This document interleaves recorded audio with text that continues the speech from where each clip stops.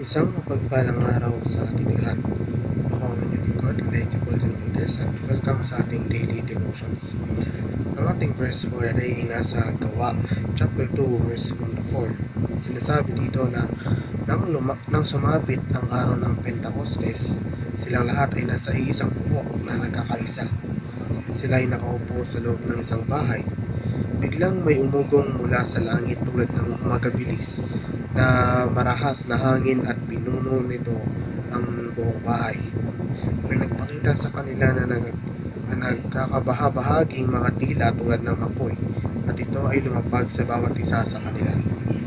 At silang lahat ay napuspos ng banal na spirito at nagsimulang magsalita ng iba't ibang wika ayon sa ibinigay ng spirito sa kanila na kanilang sasabihin. Ang Pentecostes ay itinuturing ng mga unang bunga dahil ito ay kumakatawan sa unang pag-aani ng spiritual na gawain ng Diyos. Partikular ang pagbuhos ng banal na espiritu at simula ng misyon ng simbahan. Ito ay kasunod ng pista ng mga unang bunga na ipinagdiwang ang unang pag-aani ng sibada sa sinaunang Israel at inilarawan ang muling pagkabuhay ni Jesus.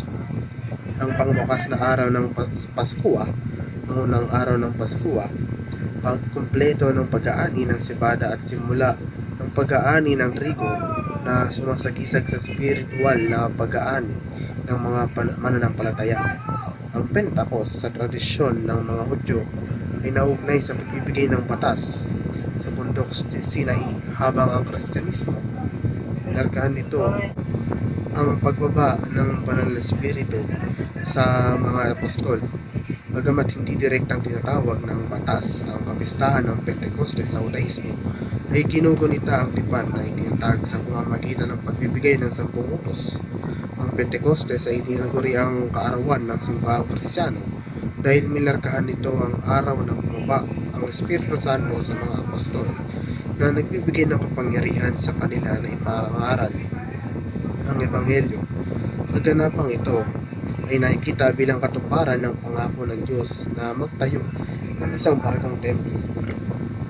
Hindi ginawa ng mga kamay, ngunit binubuo ng mga mananampalataya. Ang pamumuhay ng isang malinis na buhay bilang spiritual na bahay ng Diyos ay nagsasangkot ng pagsusumikap para sa parehong pisikal at spiritual na kadalisayan na sumasalamin sa kabanalan ng Diyos sa lahat ng aspeto ng buhay.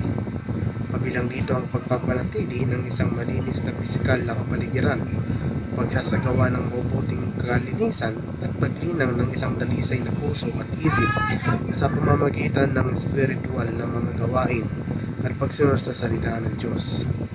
Ang italaga ang ating puso sa pagmamahal ng Diyos ay nangangahulugan ng paggawa sa Kanya ng pangunahing focus ng ating buhay, pagmamahal at mga aksyon. Kabilang dito ang pagbibigay prioridad sa Kanya, higit sa lahat at aktibong paghahanap ng kaugnayan sa Kanya. Kabilang dito ang pag-ayon sa ating mga iniisip, hangarin at pagkilos sa Kanyang kalooban, tulad ng ipinahayag sa banal na kasulatan at sa pamamagitan ng panalangin. Binibigyang diin ang pagkaapurahan at pandaigdigang saklaw ng pagpapalaganap ng Ebanghelyo. Binibigyang diin ng Biblia ang pangangailangan para sa mga manggagawa sa malawak na spiritual na pag-aani na ito at hinikayat ang mga mananampalataya na manalangin para mas maraming manggagawa at makibahagi sa gawain mismo. Muli, ako ang inyong lingkod, Lejo Bolden Montes, at ito na rin katapos sa daily devotions.